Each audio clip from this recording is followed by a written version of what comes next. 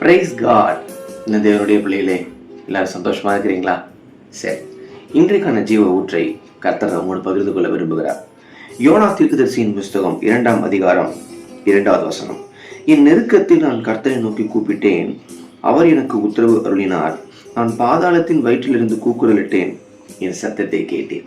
தேவனுடைய பிள்ளைகளே, நாம் ஆராதிக்கிற ஆண்டவர் நாம் கூப்பிடுகிற சத்தத்தை கேட்கிறவர்.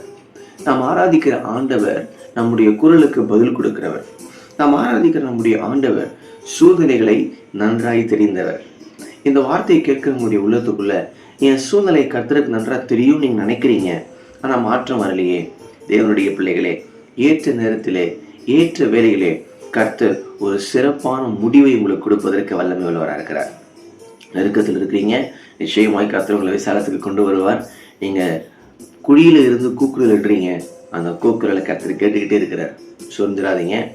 இந்த வார்த்தை நிச்சயமா உங்களை தேற்று உங்களோட பேசும் என்று நான் விசுவாசிக்கிறேன். ஏன்னா பல நேரங்களில் நம்முடைய வாழ்க்கையில வருகிற நெருக்கங்கள், வாழ்க்கையில 4 பக்கம் சுற்றி வரக்கூடிய சில பாடுகள், வேதனைகள் நம்ம அப்படியே ஒரே இடத்துல உட்கார வச்சிருது. நம்ம இன்னைக்கே கர்த்தர் சொல்றாரு, நான் உன்னை விசாலத்திலே கொண்டு வருவேன். இந்த வார்த்தை உங்கள் இருதய பலகையில் எழுதப்படுவதாக. May God bless you.